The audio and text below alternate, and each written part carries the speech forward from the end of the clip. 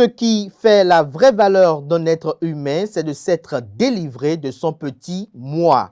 Bien souvent, l'orgueil commet de grandes erreurs de jugement car il est aveuglé par le soleil de son ego. L'arrogance et l'orgueil sont la voie du mal et du déclin. Ils conduisent l'homme qui les possède à sa propre ruine. On peut être riche avec rien et pauvre avec tout. L'arrogance, cette passion si pleine de présomption, est suivant le décret céleste, un déplorable avant-coureur d'une ruine manifeste et d'un infaillible malheur. Soyez très humbles et vertueux car l'avenir est chargé de surprises.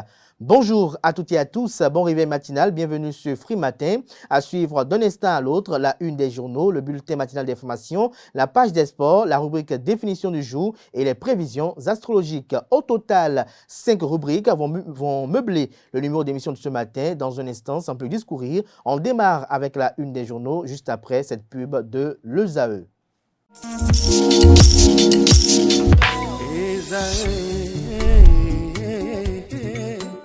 Bonne nouvelle pour la rentrée académique 2022-2023. L'École supérieure d'administration, d'économie, de journalisme et des métiers de l'audiovisuel ESAE vous ouvre les portes de ses différents sites. À Gbedjomende, à Bomé-Calavi, à Kwakpa et même à Parakou, l'université ESAE vous offre des bons d'études et des demi-bourses dans toutes ses filières en licence 1, 2 et 3. Et pour les 100 premières inscriptions en master 1 et 2, bénéficiez des demi-bourses. Nouveaux bacheliers, vous avez au moins la mention assez bien. Inscrivez-vous vite à ESAE et bénéficiez d'un bon de 50 000 francs CFA. Étudiants, étudiantes et nouveaux bacheliers, payez 200 000 francs CFA en sciences de gestion, sciences économiques, sciences juridiques et en administration des affaires en licence 1, 2 et 3 et 500 000 francs CFA en master 1 et 2, 250 000 francs CFA en administration générale, administration des finances, journalisme et métiers de l'audiovisuel en licence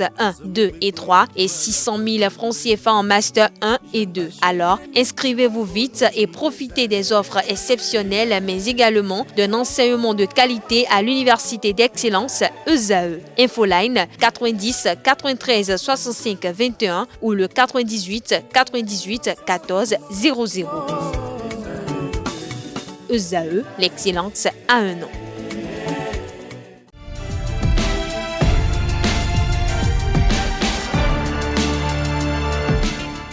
Bonjour à nouveau, chers amis internautes. Le quotidien béninois d'information générale et d'analyse, l'informateur titre ce matin en manchette « Lotissement des communes du Bénin.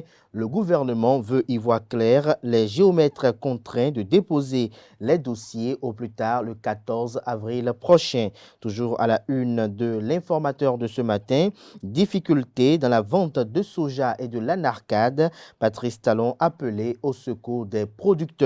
Toujours à la une de l'informateur de ce 7 avril 2023, Université d'Abomey-Calavi. Un musée bientôt construit sur le campus.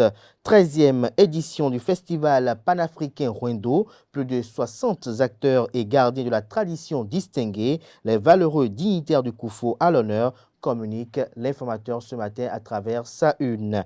Le quotidien national d'information titre en manchette ce matin « Complexe hôtelier de la Marina de Cotonou ». Imposant et somptueux, s'exclame le confrère. En illustration, une image de la fin de réalisation de l'ouvrage.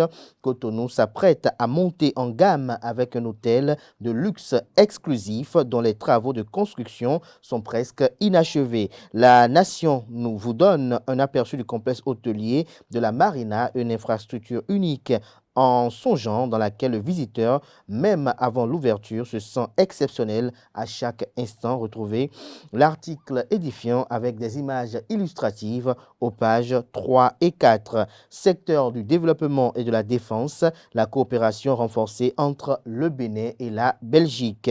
Remaniement technique au sein de l'exécutif, les précisions du gouvernement vous sont publiées à la page 5. Inspection des peines, ce qui peut mettre fin à l'exécution d'une sanction pénale, est à découvrir à la page 2 de la parution de ce matin du quotidien de service public. Le matinal en manchette ce jour. Lotissement dans les communes, les géomètres sommés de déposer les documents 14 avril 2023, délai de rigueur. Toujours à la une de Le Matinal de ce matin, réaménagement technique, les précisions du gouvernement sont à découvrir à la page 10. Toujours à la une de Le Matinal de ce matin, lutte contre le harcèlement sexuel en milieu de travail, une plaquette lancée pour amplifier la sensibilisation. Matin libre ce matin manchette, la coopération enlevée à Aurélien Agbenossi, choix stratégique ou sanctions, s'interroge le journal. Retrouvez son analyse à la page 2. Après 4 mois de formation dans le numérique, 45 étudiants du programme TITA de MTN reçoivent leur certificat. Toujours à la une de Matin libre de ce vendredi matin, préparatif IHF Trophy Zone 3, une dernière motivation du comité exécutif de la FBHB. Le Béninois libéré ce matin manchette pour mettre fin à cette diatribe. Le parti Les Démocrates tacle et donne une double fracture à Candide Armand-Marie Azanaï. Il y a des chats plus importants à fouetter que de s'embrasser avec des broutilles. Retrouvez le communiqué rendu public par le parti politique d'opposition à la page 12 de la livraison du matin du journal Le Béninois libéré. Toujours à la une de la parution du matin de Le Béninois libéré, dont d'équipements informatiques, Issa Richard Boni Ouourou fait la joie des acteurs de la radio Tukuntuna. Nous passons à présent à Le Potentiel, deuxième revue du Fonds mondial international au titre de MEDEC-FEC, un décaissement de 40 milliards annoncé pour le Bénin. Le journal fait savoir que les nouvelles sont bonnes pour le Bénin de Patrice Talon. Le Fonds monétaire international note une expansion de l'activité économique en hausse de 6,3% pour l'année 2022. Une performance remarquable grâce à laquelle le Fonds et le Bénin sont parvenus à un accord au terme du deuxième revue de la deuxième revue au titre du mécanisme élargi de crédit et de facilité élargie de crédit, d'où un nouveau décaissement de 40 milliards de francs CFA, soit 68 millions de dollars US, ce qui fera un cumul d'environ 360 millions de dollars de décaissement pour le Bénin. Le fonds salue les progrès notables enregistrés grâce aux réformes structurelles de l'administration Talon qui ont permis la solidification de l'économie béninoise. Toute chose qui a valu ce nouveau décaissement au profit de Bénin. Retrouvez l'article en page 3. Toujours à la une de Le Potentiel de ce vendredi, atelier de mise en place du caucus des femmes parlementaires du Bénin. Le président de l'institution parlementaire, Loïc Béounou Vlavonou, insiste sur le caractère apolitique du Creuset. Toujours à la une de Le Potentiel de ce matin, cours de répression des infractions économiques et du terrorisme criette, un agent de l'ANAT déposé en prison pour fraude, un autre mis sous convocation. Info Matin ce matin manchette, après leur participation figurative aux élections législatives de 2023. Quel avenir politique pour la FCBE, Force Corée pour un Bénin émergent, l'UDBN, l'Union démocratique pour un Bénin nouveau, le MPL, le Mouvement populaire de libération, et le MOEL Bénin, le mouvement des élites engagées pour l'émancipation du Bénin. Toujours à la une de Info Matin de ce matin, mairie de Soava, report inédit de la désignation du nouveau maire. Todje André doit éviter l'agitation avant l'heure, estime le journal. Le matin, ce matin en manchette, deuxième revue au titre du MEC et de la FEC, le FMI confirme la bonne santé de l'économie béninoise, hausse du taux de croissance du Bénin, 6,3% en 2022. Toujours à la une de Le Matin de ce matin, mise en place du caucus des femmes parlementaires, le partenariat IRI-WOP Bénin et Assemblée nationale bientôt concrétisé. Bénin intelligent ce matin en manchette, réaménagement technique du Bénin, super ministre, s'exclame le confrère en illustrant sa photo avec en illustrant son titre, avec la photo du ministre d'État en charge de l'économie et des finances, Romuald Wadaï. Nous passons à présent au journal La Nouvelle Tribune, mais avant, découvrons un autre titre à la une de Bénin intelligent de ce matin. mairie de Djidja, crise interne au bloc républicain. La Nouvelle Tribune, ce matin, mon chef, illustre son titre avec les photos de Candide Armand-Marie Azanaï et de Éric Roundete. Le journal titre réplique des démocrates à Azanaï, ça suffit, titre le journal écrit noir sur blanc que le président du parti Restaurer l'Espoir, Candide Azanaï, dans ses différentes sorties, ne cesse d'attaquer le parti Les Démocrates sur ses faits et gestes.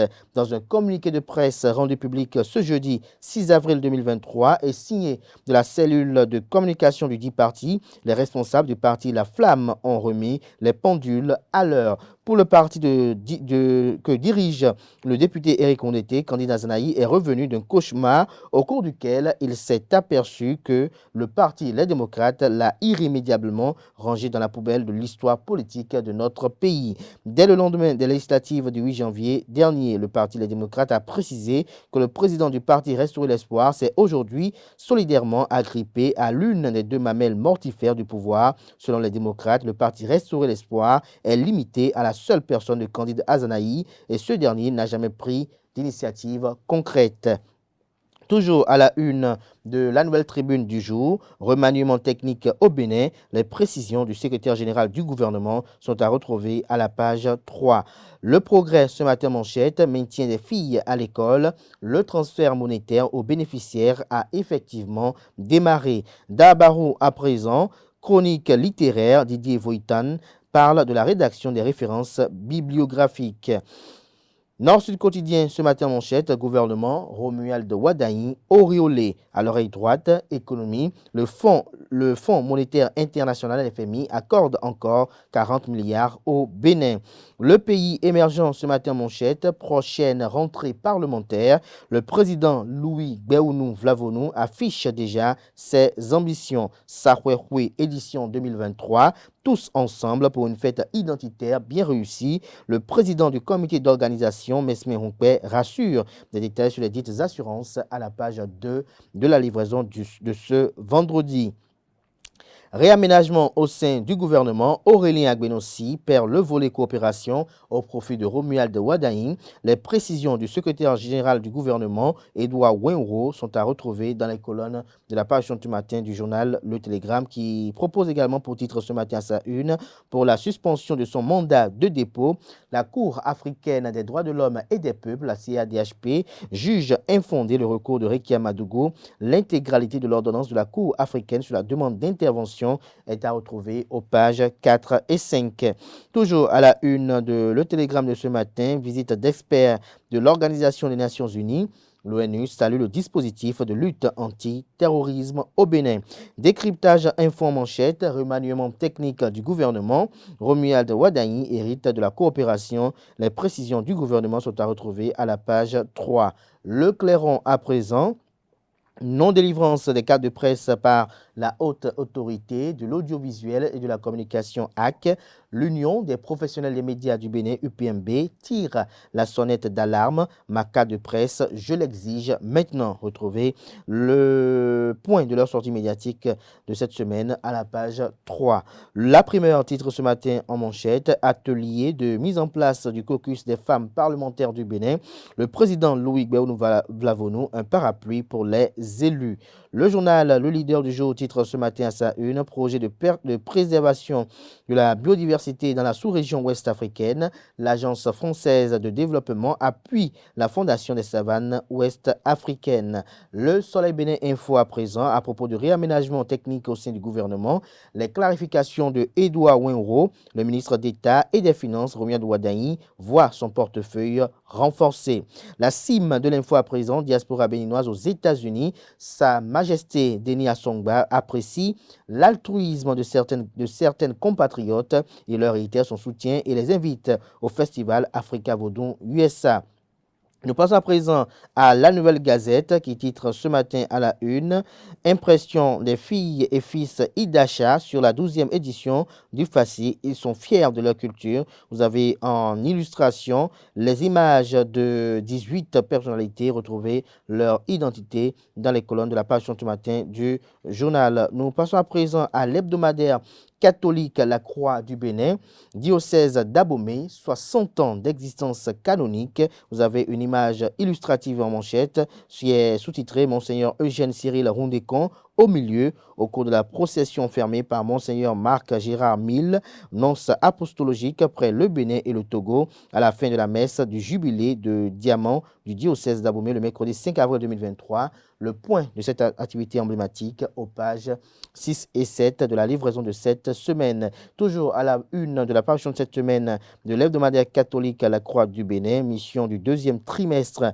à l'école jeunesse Bonheur, 2 étudiants envoyés au Cameroun. Toujours à la une de la parution de cette semaine, une invite aux lecteurs à découvrir la splendeur du sacerdoce ministériel de Jésus-Christ. Ce sera tout pour la une des journaux. Place au bulletin matinal d'information.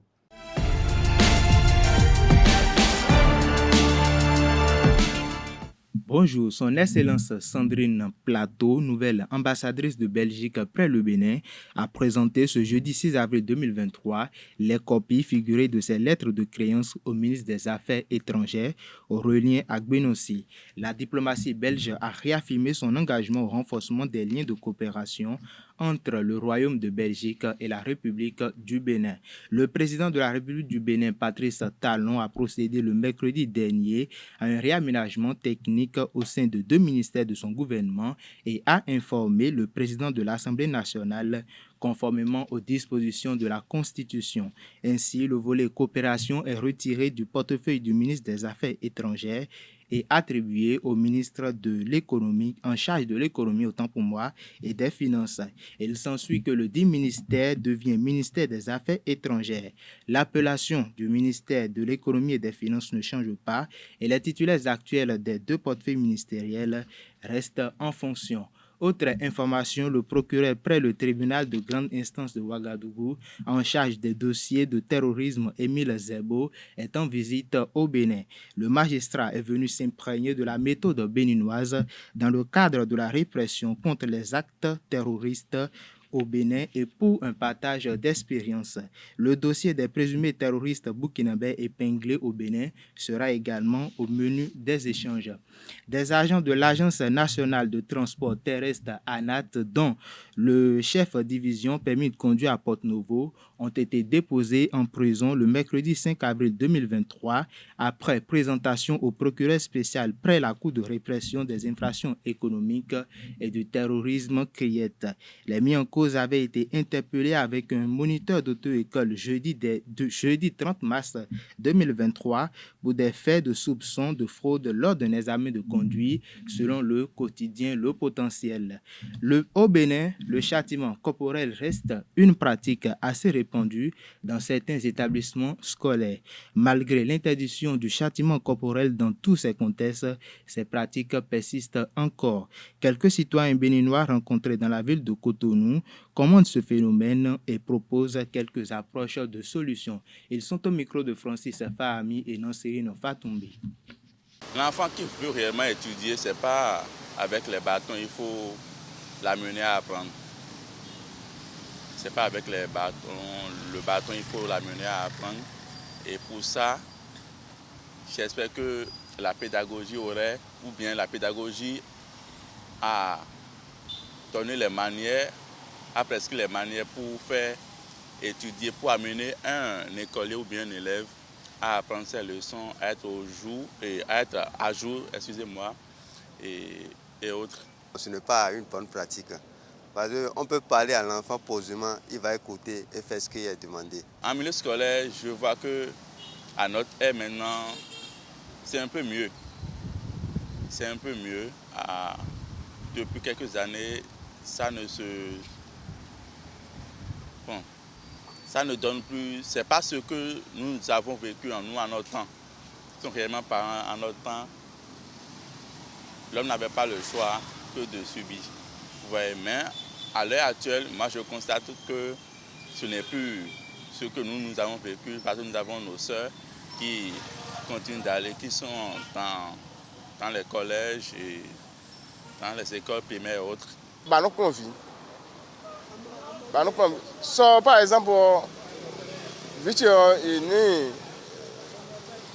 Et nous nous de composition. Et quand on bloue, ouais, les effets on reprend on reprend et on reprend et le biberon au moins 1 heure du temps. Et le à donner comprend à répéter le nouveau. Nous nous bas blanc ouais tout. Blanc ouais tout bien amené. Ça de nouveau fond ça ya si vous prenez nos enfants aujourd'hui qui n'arrivent pas à faire les exercices, les leçons, les professeurs n'arrivent pas encore à les frapper. Or que ce n'est pas une bonne chose. L'éducation aussi à la base aussi doit être accompagnée avec le bâton aussi. Sinon sans ça là, nos enfants n'arrivent pas encore à faire les exercices. Il y a jamais le temps de révolution. Quand il y a temps de Kérékou 1, temps de Kérékou 2. Temps de révolution, Il ne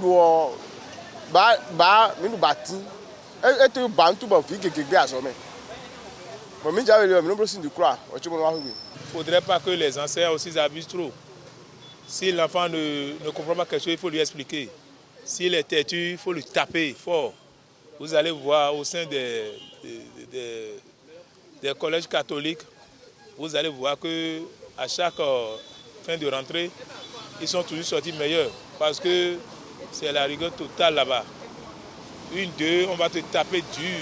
Tu es obligé de comprendre ce qu'on te dit. Donc à l'école, ce n'est pas pour s'amuser. Les enfants d'aujourd'hui ou bien les enfants d'hier aujourd'hui ne sont pas les mêmes choses.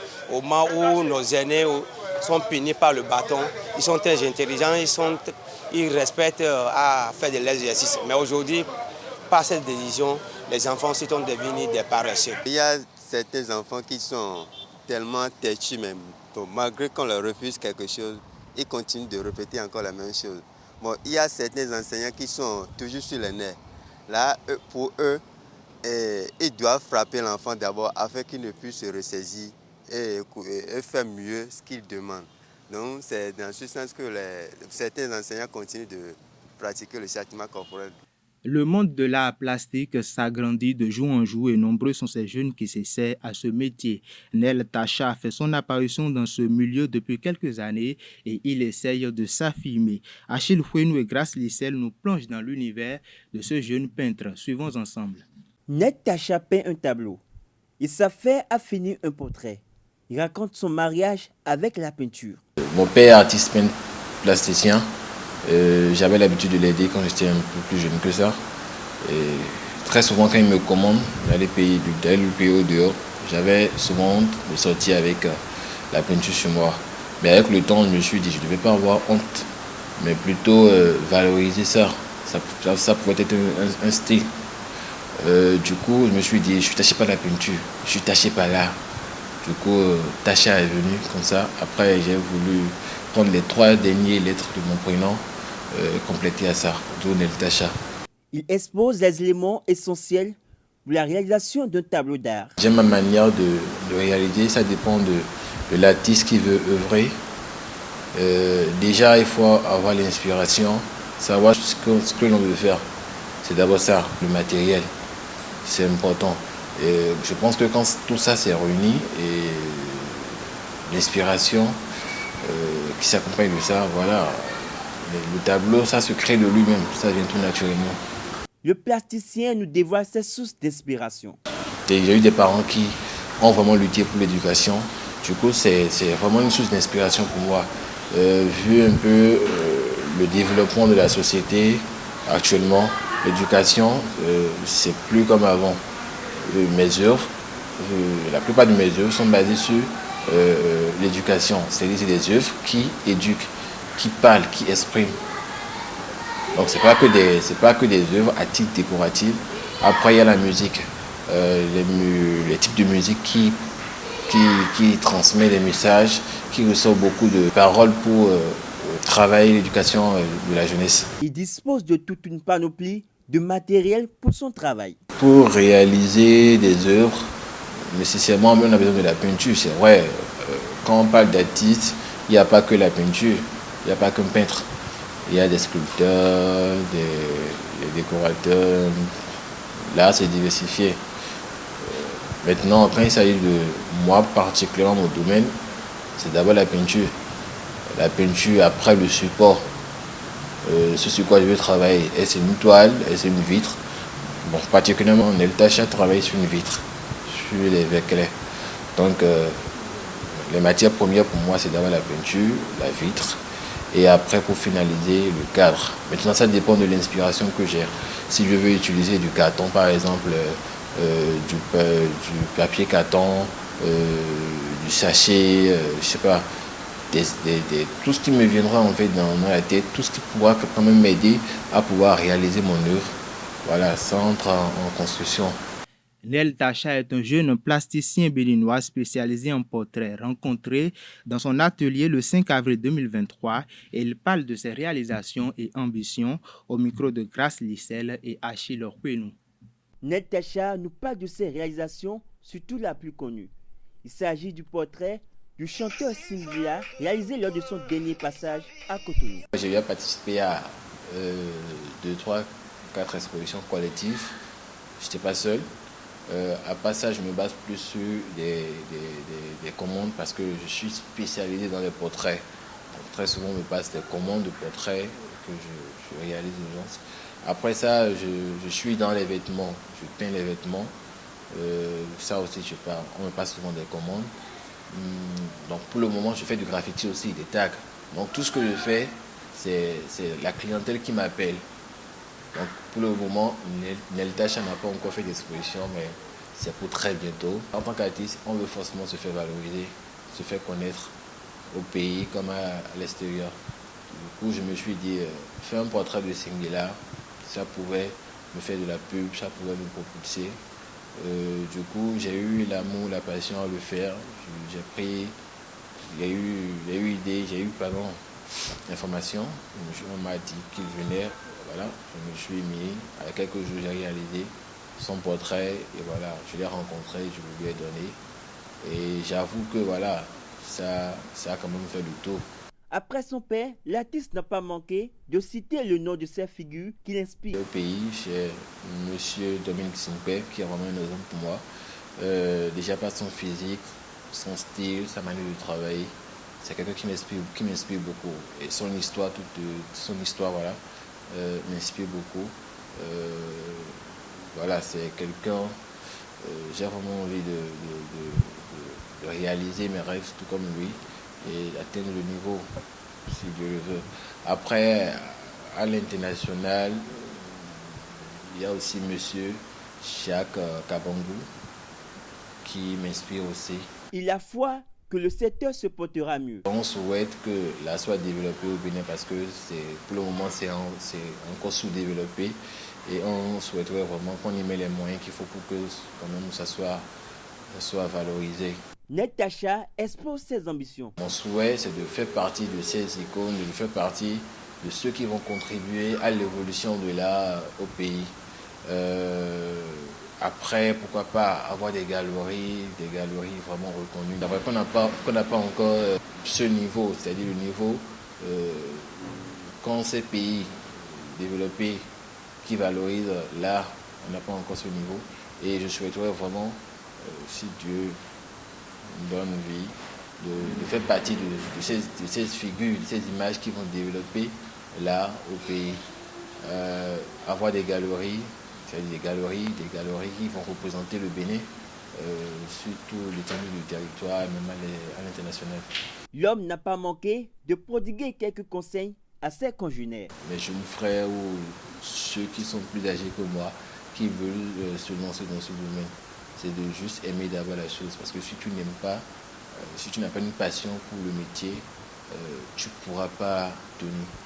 Déjà, avoir une passion pour le métier, réellement une passion. C'est une différence entre avoir envie de faire la chose et avoir réellement une passion pour la chose. Après ça, ne jamais se décourager. Toujours persévérer et toujours innover. Toujours créer, ne pas rester sur les mêmes idées. Toujours chercher à innover. S'il y a les moyens, il faut le faire. S'il n'y a pas les moyens, trouver une manière de le faire. L'art, l'éveil de l'esprit et la pureté de la beauté. Vivement que l'art soit développé au Bénin et les acteurs puissent en profiter. Et voilà qui me fait un bulletin matinal d'information. Merci pour l'attention. Merci à vous, Quentin Amoussou, pour cette présentation du bulletin matinal d'information. Chers amis internautes, retrouvez à 19h Nansirine Fatoumi pour la grande édition du journal télévisé sur EZAU TV. Place à présent à la page des sports avec Colombe Oussou. Bonjour à tous. Le ministre des Sports Oswald Omeki a tenu dans l'après-midi d'hier jeudi une rencontre avec les membres de la Fédération béninoise de pétanque. Il en ressort que la 50e édition des mondiaux de pétanque aura bel et bien lieu au Bénin en septembre 2023. La compétition se déroulera sur un bel espace aménagé derrière l'esplanade de l'Amazone à Cotonou. En attendant la construction du boulodrome qui abritera les masters et les compétitions internationales à l'avenir. La Super League professionnelle de football aborde sa 10e journée ce week-end. Les Buffles du Borgou reçoivent l'Autopopo pour le choc du Septentrion. Damissa sera face au nouveau promu Banigansé. Les Cavaliers reçoivent Dadje FC à Niki. Les Cotonniers vont tenter d'enchaîner face aux Dragons de l'Ouémé à Ouida. Requin affronte Ayema. Et l'Asvo reçoit l'AS Cotonou. Dynamo d'Abomey joue l'AS Takouné et l'ASPAC se déplace à Kétou pour affronter l'Ajax. Championnat africain de football scolaire classé deuxième du groupe B, le CEG Kobli du Bénin 4 points plus 1 affronte ce vendredi 7 avril à partir de 11h le CSG Mfilou du Congo. 0 points moins 3, une victoire ou un nul sera synonyme de qualification en demi-finale pour les jeunes filles venues de l'Atakora. Dans cette poule, les Marocaines de l'école Ouma IBN Katab, 7 points plus 9, sont déjà assurées de disputer les demi-finales. Elles qui ont déjà livré leur troisième match 0-0 face au CEG Kobli, 6-0 face à Anse Boileau des séquelles et 3-0 face au Congo. L'étau se resserre autour du Rwanda. La probabilité que les Guêpes perdent leur match de la 4e journée des éliminatoires de la CAN 2023 contre le Bénin 1-1 apparaît de plus en plus élevée. De nouvelles révélations ont en effet été effectuées dans ce dossier quelques jours après que la Fédération béninoise de football ait déposé un recours auprès de la Confédération africaine de football CAF. Dans son viseur, l'international rwandais Kevin Mourire, qui n'aurait pas dû être aligné car suspendu pour accumulation de cartons jaunes. L'arbitre Joseph Bondo, qui a officié lors du match de la 2e journée des éliminatoires pour la CAN 2023 entre le Rwanda et le Sénégal 0-1, aurait avoué avoir omis d'enregistrer dans son rapport le carton jaune qu'il a donné à Mourire le 7 juin 2022. L'arbitre Joseph Gombo, qui a officié pendant le match des qualifications CAN Total Énergie 2023 entre les Lions de la Teranga et les Guêpes, a déclaré au sélectionneur béninois Gernot Rohr et a tourné à Delakou à Addis Abeba qu'il a commis une erreur en n'enregistrant pas le carton jaune qu'il a donné à Kelvin Mourire à Dakar, a révélé l'ex-journaliste de la BBC Osasu Obayiwanu ce jeudi sur Twitter. Actuellement 3e du groupe L, les Guêpes se retrouveraient bon dernier avec 1 point pris en 4 matchs, alors que le Bénin reviendrait à hauteur du Mozambique 2e avec 4 points si cela est vérifié. C'est tout pour la page des sports de ce matin. Merci pour votre attention. Merci à vous, Colombe Oussou, pour cette présentation de la rubrique sport. À présent, une autre rubrique s'installe, celle de la définition du jour.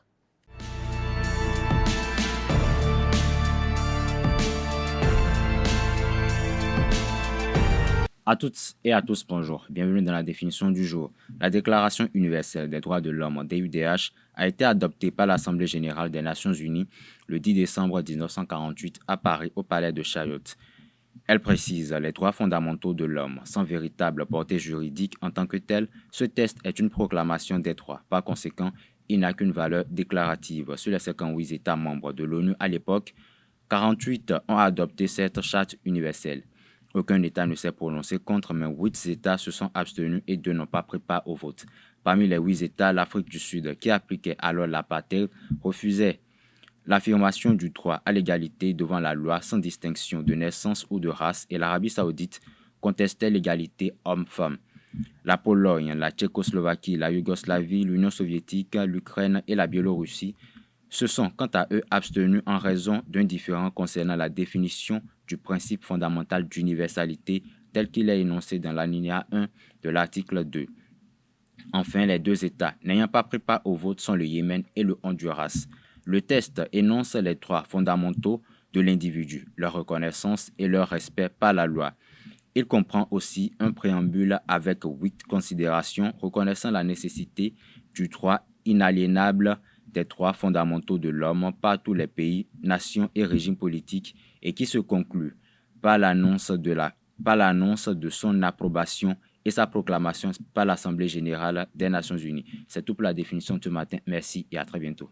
Merci Francis Fahmi pour cette présentation assez instructive. À présent, on installe Nonsérine Fatoumbi qui nous dit tout sur les prévisions des astres pour le compte de cette journée du 7 avril 2023.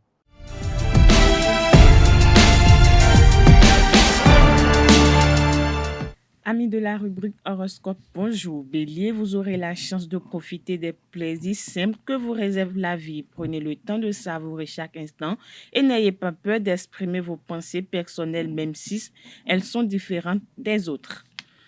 Amis taureaux, vous devrez vous attendre à des surprises positives aujourd'hui et à une belle occasion qui vous permettra de prendre un nouveau départ ou de profiter des fruits de vos efforts intérieurs. Gémeaux, vous serez entouré d'un certain optimisme et de bienveillance qui vous permettront de profiter au mieux de la journée. Votre communicativité et votre diplomatie seront à leur apogée, ce qui vous permettra de résoudre toutes sortes de problèmes et autres conflits.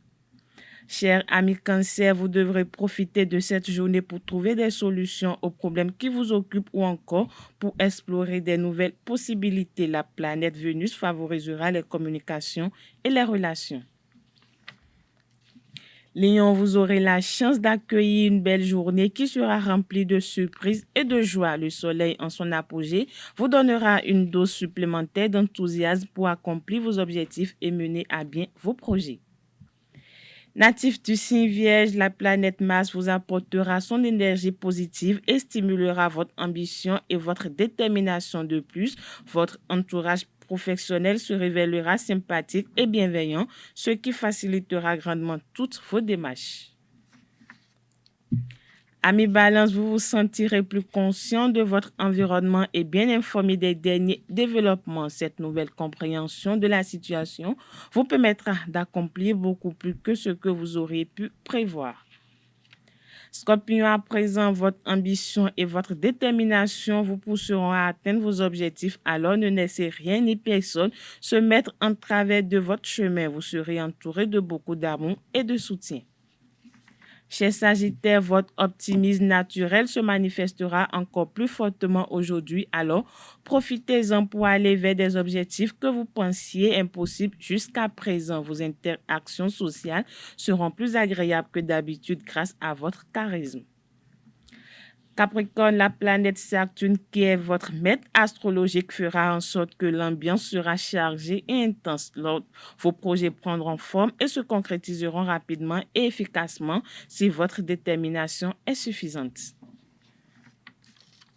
Avant-dernier signe du zodiaque Verseau, vous serez rempli d'une énergie positive qui vous permettra de réaliser beaucoup de choses et d'atteindre vos objectifs. Cette journée est aussi le moment idéal pour renouer les liens sérieux avec ceux qui comptent le plus pour vous.